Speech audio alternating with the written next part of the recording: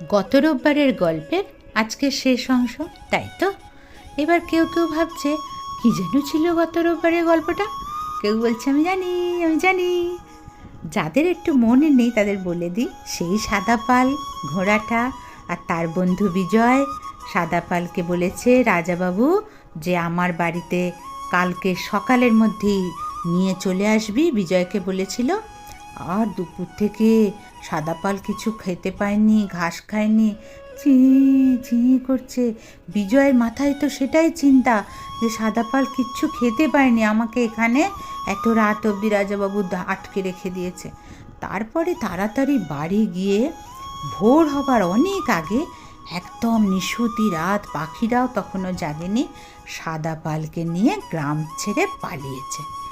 তারপর এই গ্রাম সেই গ্রাম করে অনেক রাস্তা হাঁটার পর একটা জল দেখে দাঁড়িয়েছে বিজয়, যে সাদা পাল তোর তো খুব কষ্ট হচ্ছে, এত রাস্তা ক্লান্ত হয়ে গেছিস হাঁটতে হাঁটতে, একটু জল খেয়ে নে।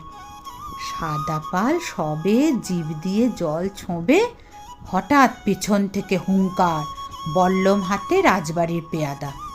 ওরে পুচকে রাখাল, জমকে ফাঁকি দিতে পারিস, মল্লিকপুরের রাজবাবুকে ফাঁকি দেওয়া অত সহজ না বলে তত্তর করে সিঁড়ি দিয়ে নেমে দু হাত পিছ মোড়া করে বাঁধল।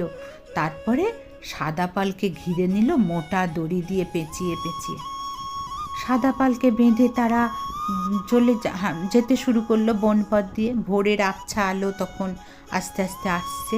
হঠাৎ একজন পেয়াদা একজনকে বলল, এই রাজাবাবুর হুকুম ছিল ঘোড়া পাকড়ে আনতে, এই গাধাটাকে একদূর টেনে নিয়ে যাওয়ার দরকার কি?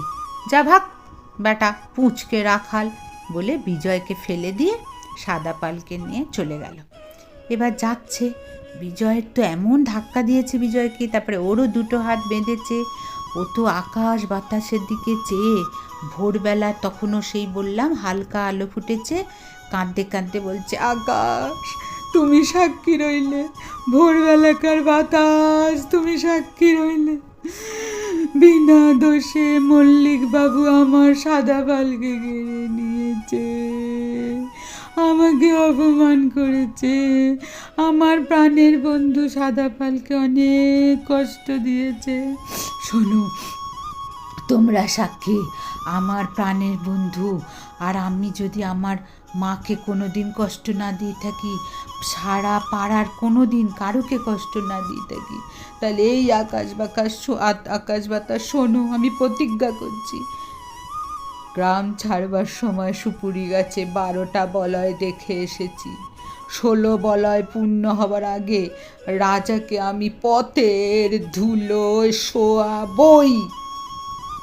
এইরকম প্রতিজ্ঞা করে মুখ ফিরিয়ে দেখে বল্লমের ঝিলিক তুলে সাদা পালকে নিয়ে ওরা চলে যাচ্ছে। ওদের তো কিছু এসে যায় না এইসবে, ও কি বলছে না বলছে। আর ওর খুব লেগেছে, ওকে এমনভাবে বেঁধেছে। তারপরে ওটা কুঁড়ে ঘর দেখে তার দাওয়ায় শুয়ে পড়ল। খিদে তেষ্টায় খুব কষ্ট হচ্ছিল। শুয়ে শুয়ে নিজের কথা ভাবছে, সাদা পালের কথা ভাবছে, গাঁয়ের কথা ভাবছে, মায়ের কথা ভাবছে। ঘুমের মধ্যে হঠাৎ চি চি করে একটা আওয়াজ পাচ্ছে। ও ঘুমটা ভেঙে গেছে। কি হলো, কোথায় আওয়াজ পাচ্ছে? কানটা সোজা করলো, করার পর আবার একটা চি চি। ও আবার এদিক ওদিক দেখছে, কোথায় যেন সাদা পালের আওয়াজ শুনতে পাচ্ছি। তারপরে সেই শব্দটা হঠাৎ জোরালো হলো, চি চি। তখন দেখি সাদা পাল। তখন ও তো দৌড়ে গিয়ে সাদা পালকে জড়িয়ে ধরে চাপড়ে সাদা পালের পিঠে বলে, সাবাস সাদা পাল, রাজার দড়িও তোকে বেঁধে রাখতে পারেনি, ওরা তোকে ঘাস জল দিয়েছিল। সাদা পাল একবার চোখ তুলে তাকালো। তখন আকাশে নারকেলের ফলার মতো এক ফালি চাঁদ উঠেছে, মানে চাঁদটা যাবে, এবার সূর্য উঠবে তো সেই সময়টা।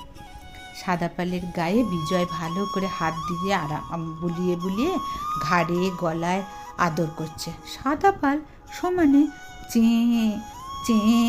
তখন কী হয়েছে রে, তুই এরম করছিস কেন, কোনোদিন তো করিস না। আবার চেয়ে চেয়ে। কেন সাদা পাল, তুই কেন এরকম করছিস? বিজয় বলল। তখন আরও জোরে চে চে। তখন বিজয় বুঝলো, ও সাদা পাল তো ওদের দড়ি ছিঁড়ে চলে এসেছে, কিন্তু মল্লিক রাজের পেয়াদারা পিছু নিয়েছে। তাই সাদা পাল বলতে চাইছে যে আমার পিঠে বসো আর চলো। বসা মাত্র সাদা পাল সোজা হয়ে দাঁড়ালো। তারপর তীর ছোঁড়বার ঠিক আগের মুহূর্তে ধনুকের মতো দেহটাকে নিয়ে তীক্ষ্ণ করে তীরের মতো ছুটে গেল অন্ধকারের মধ্যে। দেখলে, বই তো পড়ো, টই পড়ো কি? তাই তো কাটি ছড়া।